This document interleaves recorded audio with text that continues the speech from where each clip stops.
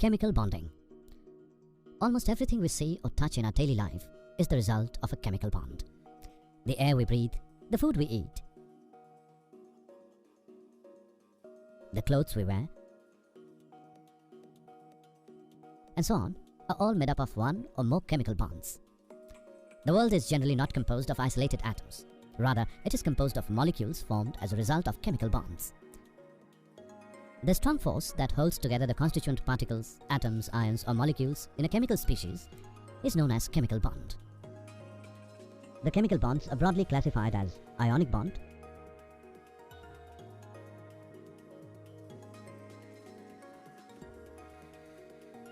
and covalent bond. Let us discuss these chemical bonds in detail in this module. The bonding which results due to the complete transfer of valence electrons between atoms is called ionic bonding. It is a type of chemical bond that generates two oppositely charged ions.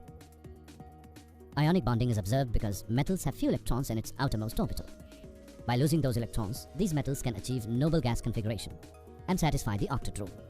Similarly, non-metals that have close to 8 electrons in its valence shell tend to readily accept electrons to achieve its noble gas configuration. In ionic bonding, more than one electron can be donated or received to satisfy the octet rule.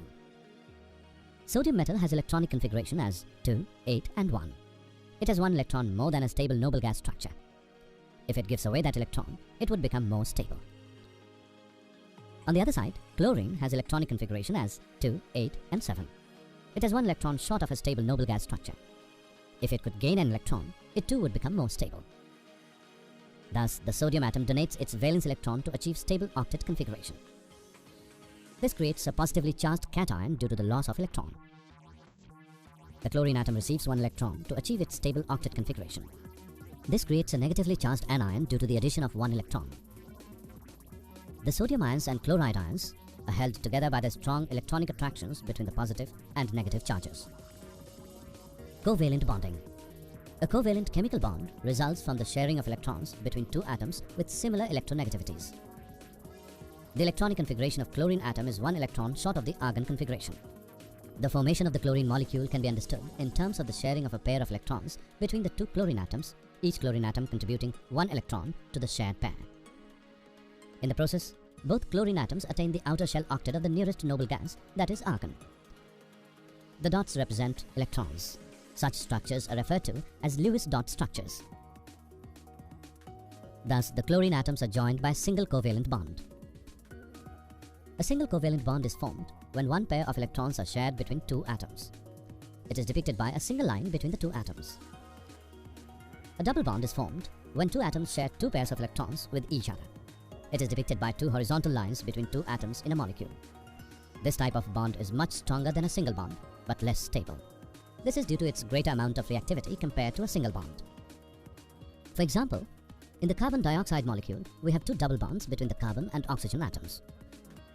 When three pairs of electrons are shared between two atoms in a molecule, a triple bond is formed. It is the least stable out of the three general types of covalent bonds. The two carbon atoms in the ethyl molecule are joined by a triple bond. Hey guys, good morning. मैं आपका दोस्त NP आपका YouTube channel पर स्वागत करता हूं। आज हम बहुत ही बेहतरीन और इंटरेस्टिंग सब्जेक्ट पढ़ने जा रहे हैं, जिसे केमिस्ट्री के बारे में पढ़ने जा रहे हैं। अर्थात हम आपको बताने का प्रयास करेंगे किस तरीके से केमिस्ट्री का क्या महत्व है और हमारे दैनिक जीवन में इसका क्या महत्व है और किस तरीके से यह बायो से रिलेट करती है। जैसा कि एक बार डिस्कस किया था कि हम जो भी केमिकल दवा खाते हैं वो केमिकल की ही बनी होती हैं और वो केमिकल केमिस्ट्री से ही रिलेटेड है। किस तरीके से वो केमिकल हमारी बॉडी के लिए सहायक होते हैं। जैसा कि दांत में जो हमने बताया था, जब हमें CIT करवानी होती है तो किस तरीके से उसमें कैल्शियम भरते हैं, या फिर कह सकते हैं हमारी जो बोन्स है, यदि हम उसको निकाल के उसका एनालिसिस करें तो वो कैल्शियम और फास्फोरस ही है। अब कैल्शियम फास्फोरस, अब देखते हैं कि केमिस्ट्री में जो 118 एलिमेंट होते हैं नेचुरल, वो 118 एलिमेंट जो होते हैं वो किस तरीके से सहायक हैं, ये किस तरीके से किन अवस्थाओं में डिवाइड होते हैं। जैसा कि हम लोगों ने बायो में पढ़ा होगा, बेसिक लेवल से पढ़ने का प्रयास किया, और उसमें यह भी पढ़ेंगे कि किस तरीके से किसी सेल की, और हमने ये भी पढ़ा है, डिस्कस किया कि किस तरीके से एक सेल का ओरिजिन होता है और कैसे डेवलपमेंट होता है। यदि अभी ये नहीं पढ़ा है तो हम पढ़ने का प्रयास पढ़ेंगे। इसी प्रकार से केमिस्ट्री भी है। हम देखेंगे इसमें कि किस तरीके से एक छोटी संरचना परमाणु है, परमाणु से कैसे अणु बनते हैं, कैसे यौगिक बनते हैं जिसे कंपाउंड कहते हैं, यौगिक किस तरीके से ये तत्व बनते हैं और किस तरीके से एक मिश्रण बनता है। अब केमिस्ट्री में यदि आप साधारण वे से देखें तो जितनी भी वस्तुएं हमें एनवायरनमेंट में दिखती हैं वो केमिस्ट्री की ही देन है। मैंने कहा था एक दिन डिस्कस भी किया, इस बारे में भी हमने डिस्कस किया था कि किस तरीके से हर सब्जेक्ट को यदि आप अपने दैनिक जीवन में उतार लें और उन्हें जोड़ने का प्रयास करें तो आपको कोई भी चीज़ टफ लग ही नहीं सकती। जैसा कि मैं कहूँ कि केमिस्ट्री है क्या, जो चेयर है मेरे पास, यह कहने का मतलब आपके घर में जो चेयर है तो क्या वो केमिस्ट्री की देन नहीं है। प्लास्टिक कैसे बना, फैन कैसे बना, आप टॉफ़ी खाते हैं तो उसमें निकल की मात्रा क्या है, वो हमें किस तरीके से हमारे लिए हार्मफुल है या यूजफुल है, या किस तरीके से हमारे चिप्स के पैकेट में नाइट्रोजन प्रेजेंट होती है, हमारे मैगी में लेड क्यों प्रेजेंट होता है, या फिर कह सकते हैं कि जो भी हम देखते हैं कि आईना, शीशा, मिरर, वो किस धातु का बना है, या जो भी हम मेटल, धातु क्या है, मेटल, नॉन मेटल क्या है, और मेटोलॉइड्स क्या है, मैटर्स क्या है। अर्थात हम कह सकते हैं साधारण वे से कि हमारे इन्वायरमेंट, या फिर कह सकते हैं कि हमारे ब्रह्मांड में जो भी पदार्थ है, जो भी मैटर्स है, वो सारे चार ही अवस्थाओं में पाए जाते हैं, ठोस, द्रव, गैस और प्लाज्मा। ठोस क्या है, द्रव क्या है, गैस क्या है, वो है प्रत्येक वस्तु जिसका जो एक निश्चित स्थान घेरती है, अर्थात जो एक निश्चित मॉलिक्यूल से बॉन्डेड होती है, उसे आप पदार्थ कह सकते हैं। उसका एक मास होता है, द्रव्यमान होता है, और ये हमारे लिए यदि कह दिया जाए तो यानी कि एनवायरनमेंट में या ब्रह्मांड में प्रत्येक चीज़ ठोस, द्रव, गैस, इन तीनों अवस्थाओं में ही प्रेजेंट होती है। तो हम यहाँ समझने का प्रयास करेंगे, हमने बायो में जिस तरीके से देखते हैं कि किस तरीके से सेल बना था, और सेल का समूह टिश्यू बना था, और टिश्यू का समूह ऑर्गन बनाता है, और ऑर्गन का समूह किस तरीके से एक ऑर्गन सिस्टम बनाता है, और ऑर्गन सिस्टम से किस तरीके से ह्यूमन बॉडी का निर्माण होता है। तो कह सकते हैं कि किस तरीके से एटम सबसे छोटी संरचना है परमाणु, एटम जिसे कहते हैं। कहने का एटम बम नहीं, ये वो एटम है कि आप किसी भी वस्तु को तोड़ेंगे तो वो 2 भागों में टूटेगी, 3 भागों में टूटती जाएगी, एक स्टेज ऐसी स्टेज आएगी कि वह टूटना बंद कर देगी। उस संरचना को ही हम एटम कहते हैं, उस संरचना को ही हम परमाणु कहते हैं। अर्थात आप किसी भी चीज़ का विघटन करते हैं, तोड़ने का प्रयास करते हैं, तो वो कब तक तोड़ोगे, एक स्टेज ऐसी आएगी वो टूटना बंद कर देगी। परमाणु कैसे बनता है, कैसे इसमें इलेक्ट्रॉन होते हैं, कैसे प्रोटॉन होते हैं, कैसे न्यूट्रॉन होते हैं, इन चीज़ों को भी समझने का प्रयास करेंगे। एटम से कैसे मॉलिक्यूल बनता है, मॉलिक्यूल मतलब जानते ही हैं आप, किस तरीके से अणु बनता है, किस तरीके से एलिमेंट बनता है, और किस तरीके से कंपाउंड बनता है, और किस तरीके से मिश्रण बनता है। ये सब चीज़ें ही जो मेटल्स, नॉन मेटल्स और मेटोलॉइड्स होते हैं या मैटर्स होते हैं, वो किस तरीके से हमारे लिए, हमारे दैनिक जीवन के लिए यूजफुल है।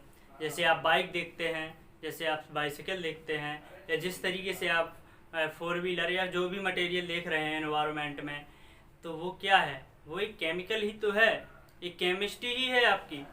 जो वॉच देखते हैं या आप कह सकते हैं जो वॉल है, ये बिल्डिंग खड़ी है, तो केमिस्ट्री ही तो है। तो केमिस्ट्री हमारे दैनिक जीवन में कितना महत्व देती है आप देख रहे हैं कि जो आप मोबाइल भी यूज कर रहे हैं तो वो भी केमिस्ट्री है।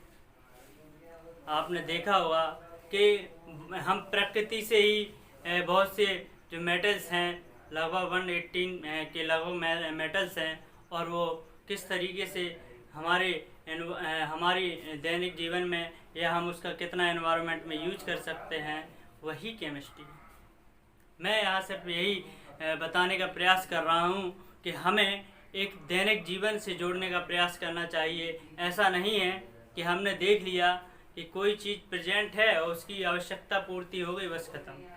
कहने का मतलब है कि जैसे साइकिल है, बाइक है, तो वो किस तरीके से बनी होगी, या किस तरीके से मोबाइल बना होगा, या किस तरीके से इसका प्रत्येक पार्ट वर्क करता है, या किस तरीके से कैमरा बना होगा, किस तरीके से, ये हमें सोचने का विषय है। अर्थात हम यदि प्रत्येक सब्जेक्ट को, ऐसा नहीं है, कुछ लोग कहते हैं समय नहीं है, समय नहीं है, इसी समय के चक्कर में ही कुछ नहीं समझने का प्रयास करते हैं और वो चीज़ें पढ़ते तो हैं लेकिन भूल जाते हैं।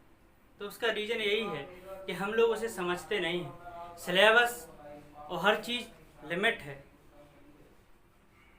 यदि उसमें 5 चैप्टर है, 10 चैप्टर है, तो वो उतने ही हैं, लेकिन रीज़न क्या है? फ्रस्ट्रेशन। रीज़न क्या है? परेशानी। रीज़न क्या है कि हमारे पास टाइम नहीं है और हम चीज़ों को समझने का प्रयास ही नहीं करते।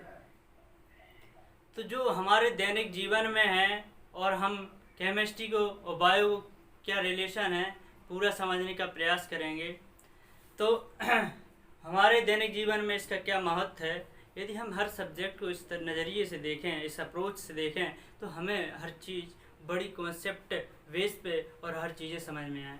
जैसे मार्कर है, तो क्या मार्कर में स्याही कैसे बनी होगी, या इस मार्कर का ये प्लास्टिक कैसे कवर कैसे बना होगा, या इसमें जो हैंड राइटिंग पड़ी वो कैसे पड़ी होगी, ये सोचना चाहिए।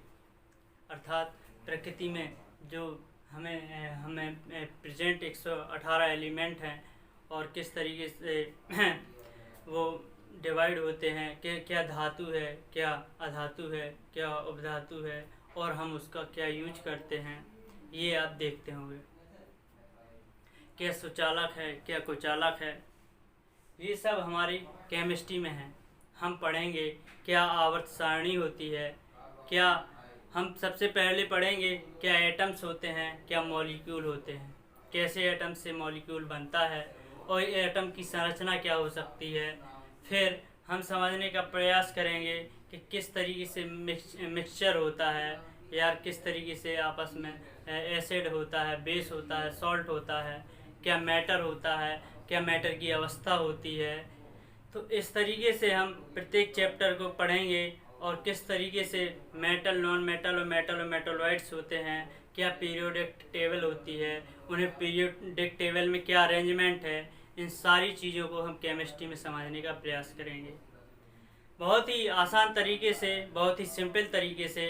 और इस तरीके से केमिस्ट्री का हमने महत्व समझा कि वो हमारे दैनिक जीवन में उसका क्या महत्व है।